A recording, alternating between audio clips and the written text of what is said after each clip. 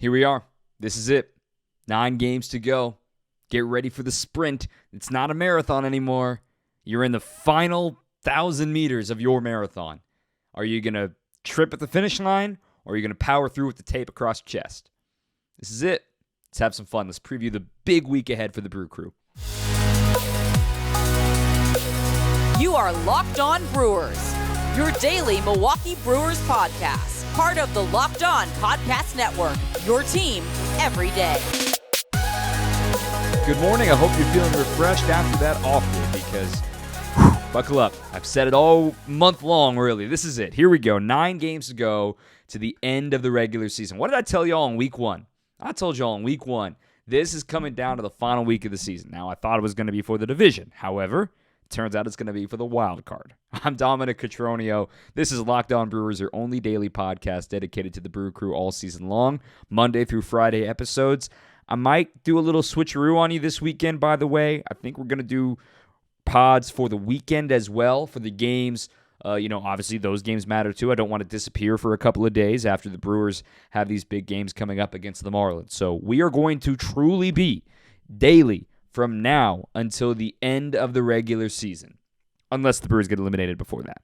Just saying, I'm not looking forward. If the Brewers go on a 4-game losing streak heading into the weekend, no, we're not doing weekend pods. But that's the plan as of right now. I want to give you all the content y'all deserve. So I'm the postgame host of WTMJ. You can also catch these shows live when I'm on postgame with WTMJ. I am kind of repeating myself in some of these things if you listened to both already, but you can participate in the live shows as well while calling into WTMJ. We're on about 15, 20 minutes as soon as the game ends. On the flagship, you can listen online as well, 620 WTMJ, and have some fun with it. You can text me, you can tweet me, you can call in and actually hear your voice on the show. So I would really, really love to hear some participation from you guys this week on our post-game shows on WTMJ. Home games, always fun, should be rocking, and the Cardinals are in town. The Brewers are 6.5 games back. Everybody was off yesterday, so it's going to be a short episode today just for the fact of, I can sit here and repeat myself, but 6.5 games back. The Brewers have 9 games to go. The Cardinals have 8 games to go. On a technicality, if the Brewers lose game 1, they don't technically... the magic number is technically 3.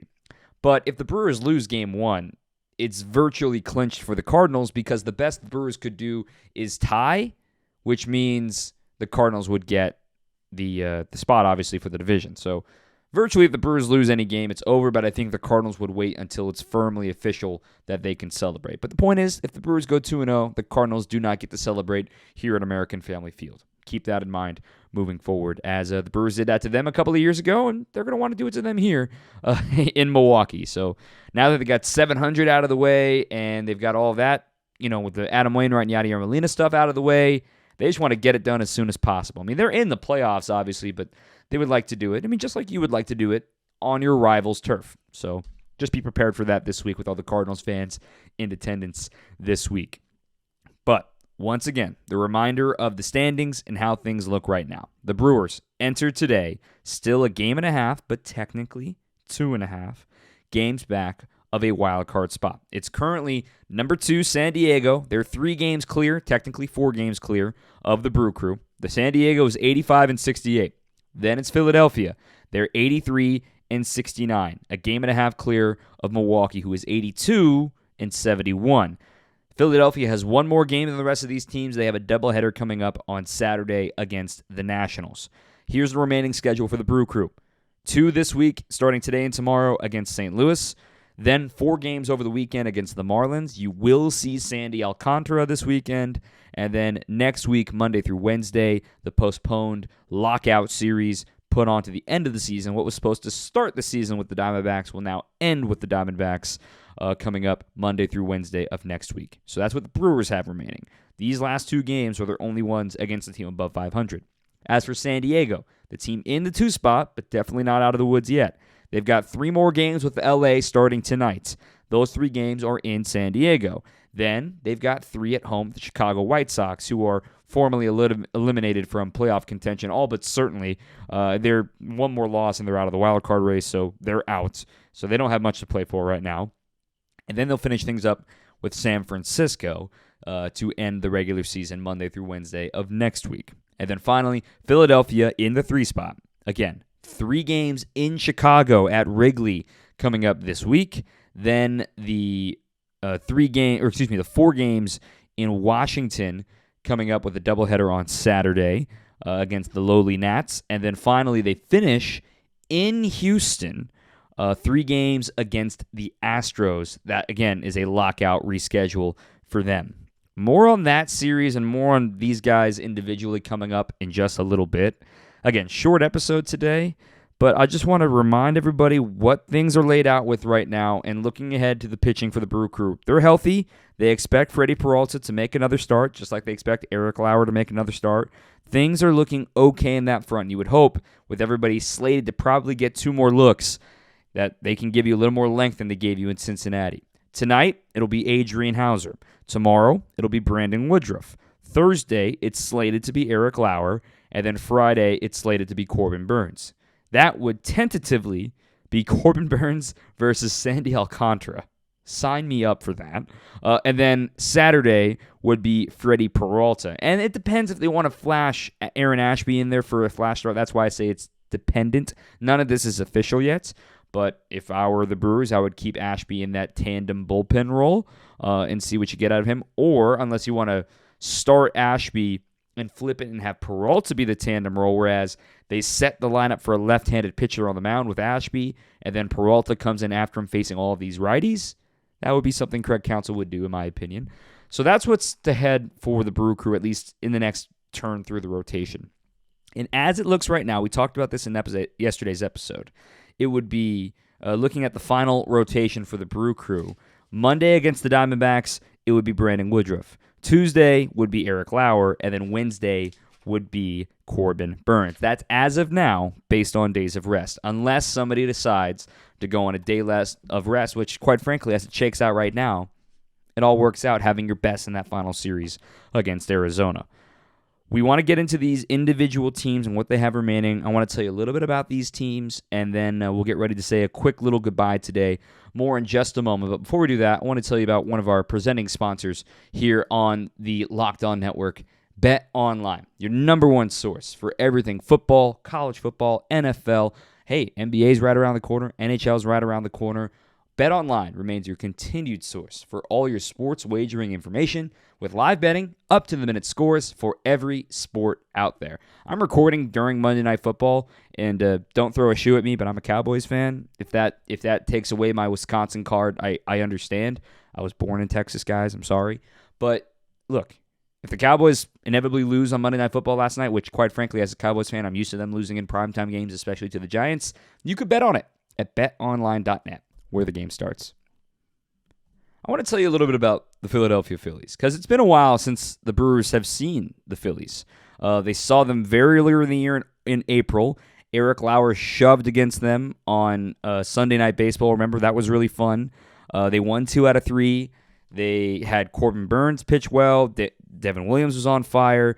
There was the infamous Angel Hernandez game with Kyle Schwarber went on his full-on tantrum with Angel Hernandez calling a strike 3 on a save situation from Hader and Schwarber. So that was fun. But then, so the Brewers win that series and have a whole lot of fun. And then that, what's looking even worse and worse by the day, the losing streak from the beginning of June and that whole stretch of the Brewers where they lost, I believe it was 9 of 10 games, that really is going to derail them if they don't make it into the postseason. That's what I'm going to circle. I'm not going to circle the trade deadline. I'm going to circle that week in June of the reason why the Brewers didn't make the playoffs when their offense completely disappeared, including against the Phillies. They got swept by the Phillies, including the first blown save of the year by Josh Hader in the first game of that series. Then they got blown out 10-0, and then they lost 8-3 in a game started by Corbin Burns. So it's been a while since the Brewers have seen them. They're pretty much the same team, healthier now, obviously, though, because this was during the stretch that the Brewers were just getting Willy Adames back. He had just come back from the injured list from his sprained ankle. Andrew McCutchen was not quite yet back into form. Christian Yelich had just started being a leadoff hitter that series.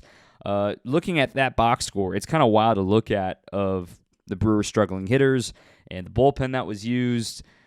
The Brewers and the Phillies are very different teams in the way they've gone about their records. The Phillies are a wacky, streaky team.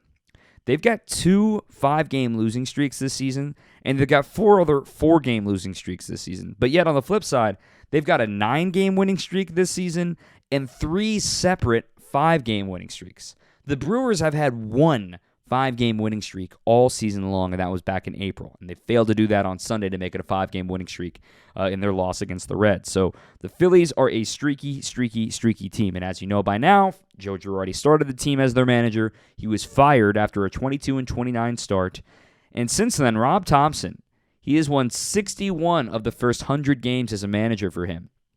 For Rob Thompson, that actually sets a Phillies franchise record for the most wins in the first 100 games as acting manager. Quite frankly, I've talked about this with some other writers, that I know Buck Showalter is going to get a lot of love for what he's doing back in the manager chair with the Mets. But you can't ignore Rob Thompson if they make it into the postseason. My vote would be to Rob Thompson for Manager of the Year in the National League. On the flip side, if Craig Counsell pulls this off, he's going to steal some votes as well. Rob Thompson, they've really been playing well for him. And JT Realmuto has been their prime source of offense, along with Kyle Schwarber, a career-high 42 homers, but Bryce Harper's missed the majority of the year with a broken hand. He has not really been the same since coming off the IL. They don't have a true closer. They've been riding their starting pitching, but they do have back-to-back really easy opponents coming up. They got the Cubs, who, shockingly enough, the Cubs swept the Phillies coming out of the All-Star break earlier this year. So this is the second time they're meeting head-to-head, first time in Wrigley. And then also, they get to face Washington, 4 games against them. By the way, they're 13-2 this year against the Nationals, so don't expect much from that. And then they're also outscoring the Nationals by 50 runs, 5-0, 50. And then finally finish up with Houston, who they haven't seen this year in interleague play. Astros might be chasing a franchise record for most wins. It's unlikely they get there, though, with only 9 games remaining. Astros are at 101 wins right now. They would need 107 to tie the franchise record for wins in a season from 2019. Is there something to play for there? I don't know. I've always said maybe they're setting up their pitching for that week. Remains to be seen. That's your quick preview of what's to come for the Phillies. Now let's talk about the San Diego Padres. The Padres, they're getting ready for the Dodgers, and the Brewers need one more series of help from the Dodgers. San Diego is just 4-12 head-to-head against LA this season, which for a team that won the trade deadline, quote-unquote, to still have the division clinched in late August, early September is what it felt like, was really wacky to see. I mean, shoot, I saw the joke on MLB Network, and I repeated it here saying, like, well, the Dodgers won the division in April. I mean, this was never going to be a question if San Diego was going to get the job done, especially when Tatis Jr. wasn't going to be back, and now the steroids, and it's just wild year down in San Diego in Bob Melvin's first season in San Diego. Remember, Bob Melvin was brought there to win. He was a winning manager for a small market team in Oakland with, getting the sum of his parts so incredibly well, not having all the flashy toys. Obviously, that team was torn down this past offseason. The A's let Bob Melvin go to the Padres knowing that they were going to do that to the A's roster and said, you go manage a winner. You don't need to stay here for another rebuild process. And Bob Melvin is a winning manager. Remember, Bob Melvin is kind of the mentor of Craig Counsell. So these two managers you're gonna find very similar styles, very similar quotes in the media, the way they handle their players. Players rave about them, which quite frankly is the name of the game. If you don't want to have that rift between the manager's office and the clubhouse, Bob Melvin's a very, very good manager, and he's getting some unfair heat, in my opinion, from national media of why haven't they been succeeding. Like, look, they've had a tumultuous year, and maybe they were a flawed roster from the beginning. But they got L.A. remaining. Then they've also got the White Sox, who they haven't faced in interleague play this year, who are virtually out of playoff contention. And they finish with San Francisco. And they're 11-5 against San Francisco, but that doesn't tell the whole story. They're 11-5, but yet they're only +2 in the run differential. 71-69 in the head-to-head series this year. That's a wacky low number, in my opinion, because San Diego can't hit. Their ballpark, playing at home may sound like an advantage. That is a pitcher's paradise. They cannot hit. And the Brewers, look, I know a lot of folks are mad about the hitter market too. And I get it. They need to get a hitter, and you want to say that. I'm like, I am going to say it until I'm blue in the face. The hitter market was not that good this year. I am going to stand firmly pat in that. It is not worth it to give up a Bryce Terang, a Joey Wiemer, a Jackson Churio, a Sal Frelick, a Garrett Mitchell, an Uri Ruiz. Well, granted, you acquired Ruiz, but you get my point of to get a rental bat that may have not fitted into your scheme anyway. I thought the only fit would have been Trey Mancini, and they got beat to the punch on him. Josh Bell would have been nice, but he was always going to be packaged with Juan Soto. Look at the numbers since they went to San Diego. They're not impressive. Juan Soto has been the same on-base guy and batting average guy, but his slugging percentage has gone down by 86 points since going to San Diego. He's not hitting for nearly as much power since going to San Diego. Brandon Drury, he had that epic first week, right? He hit the grand slam in his first at-bat of the Padre. Completely cooled down since then. His on-base is just 265. Yes, the slugging is 450. 226 batting average. He's been playing all over the place on defense because they need him to. That honeymoon phase is over for Brandon Drury. And then how about Josh Bell? Josh Bell, since going to the Padres, is hitting 191 with an on-base of just 310 and a slug of just 280. A 590 OPS since going to the Padres. I'm not guaranteeing that was going to happen if he came to Milwaukee. I'm not saying that. And Josh Bell is a very good hitter. He's going to have a heck of a time on the free agent market this year. But just shows you how fickle it can be when it seems like, Josh Bell and Juan Soto, that's a slam dunk. It's not always a slam dunk. And I'm not trying to dunk on Brewers fans saying, Don, they needed to get a bat, and you know it. There wasn't much out there this year. I promise you. Go back and look at it. Joey Gallo was not a fit. Jock Peterson was not a fit. The Cubs were not going to trade Happ or Caratini within the division. It was not a good year for hitters. Okay? And the Brewers, quite frankly, have had underperformances with the guy they thought was an everyday first baseman from Rowdy Tellez. Adames has got hot to try to save Grace. Yelo's just still hitting a bunch of singles out there in left field, but they've had no production in center field. They've had no production at third base, and now their catchers are out of gas too. So that's where the flaws really come in for the Brew Crew because there weren't easy upgrades coming with the Brewers at the trade deadline. Okay, I digress. The Brewers are going to need some help, plain and simple. And for the Phillies and for the Padres, I think they're both in play. Yes, San Diego's technically 3 games / 4 games up on the Brew Crew, but they've got their hardest opponent remaining with the Dodgers. San Francisco could play them tough down the stretch, and who knows what Chicago's going to do. They're going to play a spoiler. They're going to play with house money down the stretch, try to finish strong, even though they're not going to make the postseason. So just wanted to take a quick peek at what's remaining, a reminder of what's going on with each of those teams, and imagine the script if the Brewers can somehow click it into gear. And I'm going to show you why there's history to believe they can click it into gear in the final segment here. If the Brewers can click it into gear and it's San Diego that gets knocked out, right? Wouldn't that be incredible? What a story it would be. What a story it would be. I want to tell you about some Craigtember stuff, some stats that I find a little interesting. More on that in just a second. We've talked about Craigtember. It hasn't really been Craigtember this year. Not going to sugarcoat it. They're 13-11 overall in the month. Not great. But I tweeted this yesterday. You may or may not have seen it. That since the Brewers first fell out of a playoff spot on August 6th, it feels like the Brewers have been 2-3 games back for the last month and a half. It's because they have been. Since they fell out of the playoff spot on August 6th, here's the records for the Padres, the Phillies, and the Brewers.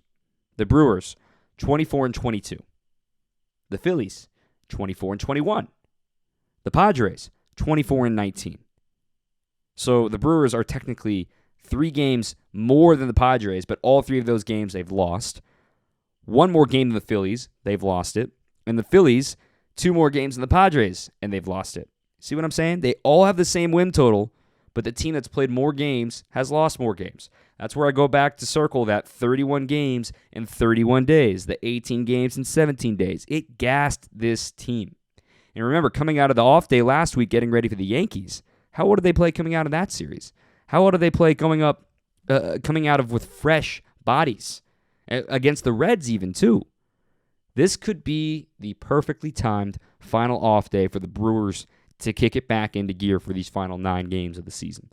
So I want to look back, excluding 2021, because the division was wrapped up in 2021. The Brewers didn't have much to play for. They kind of lost their juice. They didn't play well down the stretch last year. Let's go back to 2018. Craigtember was born. The Brewers went 20-7 in September and October that year. They were 2.5 games back of the division with just 6 games to go. Obviously, they were playing head-to-head with the Cardinals, which certainly helped. You don't get that luxury here with the teams you're chasing with Philadelphia and San Diego, so keep that in mind. But again, they were 2.5 games back with 6 games to go. The Brewers ended 2018 on an 8-game winning streak, which means heading into that final stretch, they were 12-7 before they won those final 8 games in a row. So there's precedence there. Well, Dom, that's 2018. That's so long ago. Well, that team made it to the CS, and I don't think anybody expected that team to make it to the CS. Let's go to 2019. Team that made it to the wild card game, ultimately lost to the World Series champion Washington Nationals. Guess what they were in September? 20-7. And guess what they did?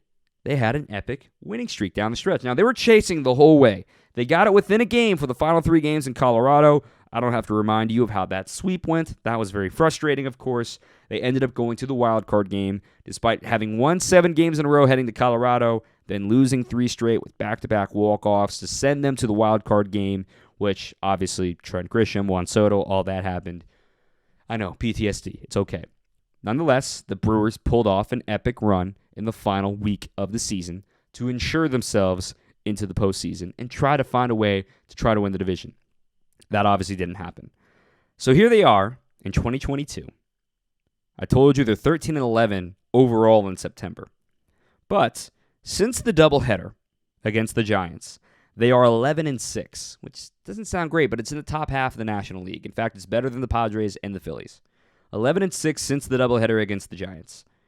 And with 9 to go, let's say the Brewers pull off another epic winning streak, which would be shocking because their longest winning streak of the year is 5 games. If the Brewers pull off a 9-game winning streak to get them into the postseason, they would be 20-7 for their final 27 games. Coincidence? I think not. Just saying. Numbers, they work in a mysterious way, but obviously you got to win all 9. That's no easy task, and it starts tonight with the Cardinals coming to town. Look, I'm not going to sit here and tell you, rah, rah, rah, yes, 100% they're making the postseason. There's a lot of things about this team that is flawed.